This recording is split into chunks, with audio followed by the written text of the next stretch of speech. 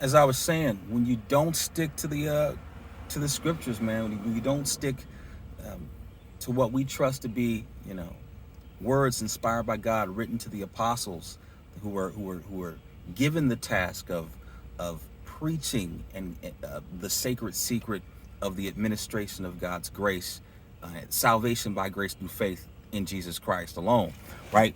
If we When we don't stick to that, we open ourselves up to dopey doctrines, goofy gospels, creepy behavior, and straight up demonic activity, right? Straight up demonic influence, things that evil spiritual influence, and and it's rampant in the Word of Faith movement. That type of behavior, that those type of spiritual spiritually strange behavior is in the is is due is caused because of the doctrines of demons, the extra biblical stuff, and that unscriptural stuff that that's bandied, in the pulpits. A lot of manifestations. You look at the manifestations of the Spirit. I believe it's in 1 Corinthians chapter 9, or is it 2 Corinthians chapter 9? One of those Corinthians. One of those talks about the manifestations of the Spirit, and we see, in the church, I'd see, people slain in the Spirit. Oh boy, you see people shaking and falling, doing all this, all that stuff. Some people were, laughing uncontrollably. I've seen those incidents. I saw one guy in a service, and I knew this was completely weird, right? I knew it was creepy, but I kind of rationalized while I was in it. I was like, oh yeah, the Spirit's working on him. It's the Spirit's working on him and delivering him from something. And but the individual, I saw him standing up. He was standing up.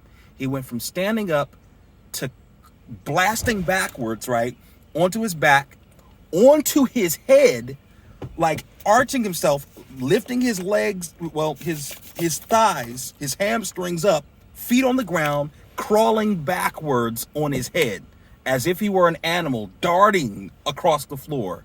It was the most bizarre. It was like he had to have moved about 15 to 20 feet across the floor. And I'm like, what did I just, like, I'm looking at it and I'm thinking to myself, rationalizing, no, it's the Spirit. He's being delivered. In reality, when you open yourselves up to doctrines of devils, when you open yourself up to things that, you think are the Spirit, they're a spirit, all right, but they're not the spiritual manifestations as listed in Paul's writings. You're opening yourself up to that type of demonic oppression, that type of behavior. And so it's why I make the video. You know what I mean? It's why I make these videos.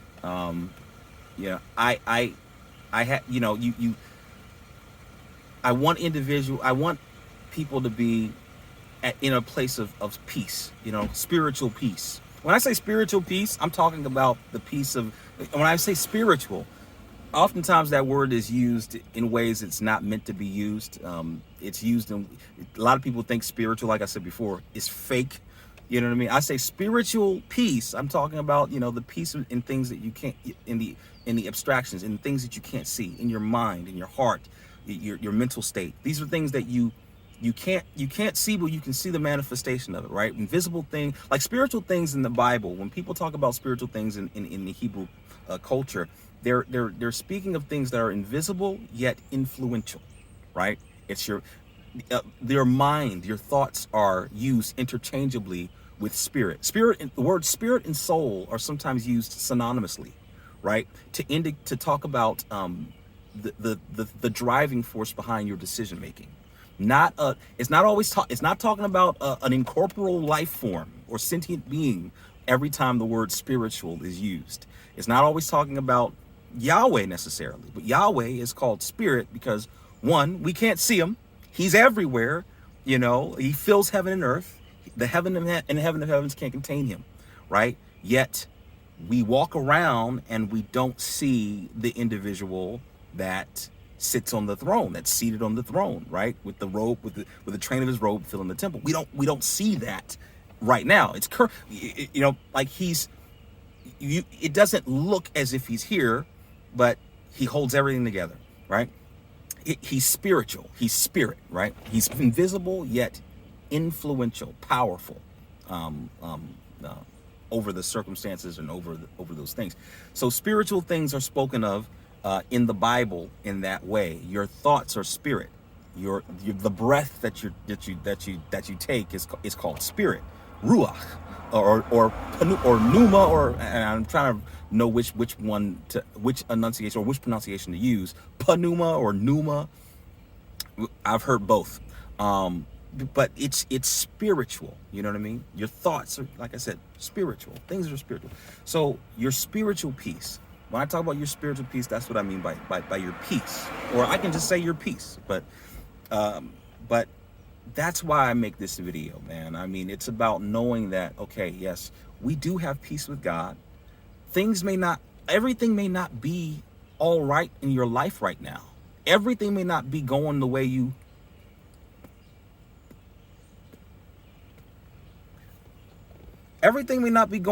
want it to go. But you can be at peace that God has not abandoned you. God is working for the best possible good, knowing that, okay, God does love me.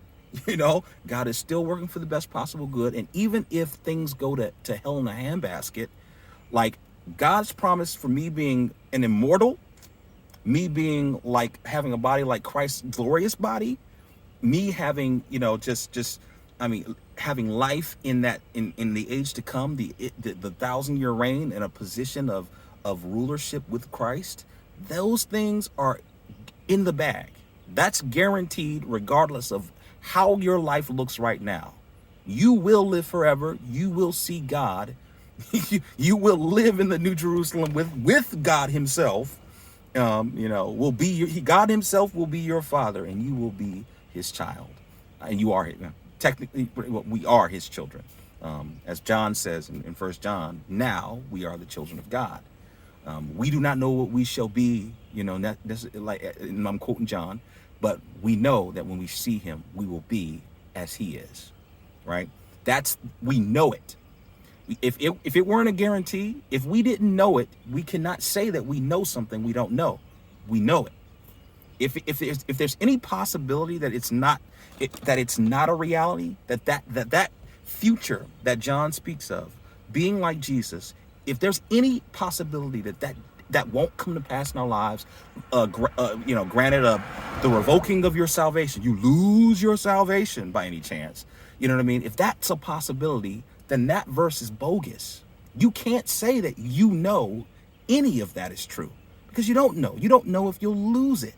But you're not, again, that's my rebuttal. One of my rebuttals of losing your salvation, and my belief that when you're saved, we have peace with God. You can't say we have peace with God if at any moment in life, at any moment in time, we have to be concerned about whether we'll lose our salvation. There's no peace. There cannot be a single moment of peace. I don't advise anybody to have that type of hubris and that type of, that type of peace, when at any moment God can abandon them. That's but we understand the promise that nothing can separate us from the love of God. And that's literally nothing in creation is what the Bible says, is what Paul writes in Romans chapter 8. And see, I can give you the exact chapter there. You see? I'm not entirely rusty. Okay. But anyways, I mean, like, we can take that to the bank, regardless of how your life looks right now. That's the love of God for you. It passes knowledge. If I know for a fact that there's something in my life that can cause God to abandon his promise in my life, then, the love of God doesn't pass knowledge. That's the point where I know God gives up on me. So if I were to do something like, if I were to do something crazy, absolutely bat guano crazy and despicable, and God goes, that's a wrap. then I know that's the moment. That's it. That's the moment where, that's the threshold for God's love. And I've made that statement before. All right, I gotta make this video short, man. But stay in the Word, man. I mean, it's important to know what the Bible says about faith, right? I said it before. Faith is the Bible says it. Faith is the substance of things hoped for, the evidence of things not seen. It's not talking about a force, not yet seen. Going back, it's not talking about a force. It's talking about trust. Pistis, like I said, the word pistis. It's the Greek concept that we have in English for trust. I gave the chair analogy.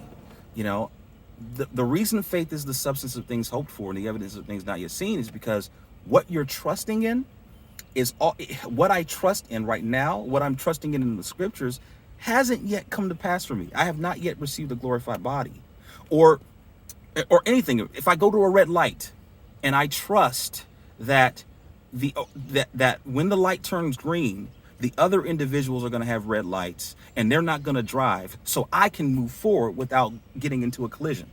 So when my light turns green, I take my foot off the brake, put my foot on the accelerator and go. I have confidence, trust. I have trust that I'll be safe. But how do I know, how do I know this? I don't know the future. I can't see the future. That's the nature of the passage that I just quoted, of faith being the substance of things hoped for, the evidence of things not yet seen. You can't see the future.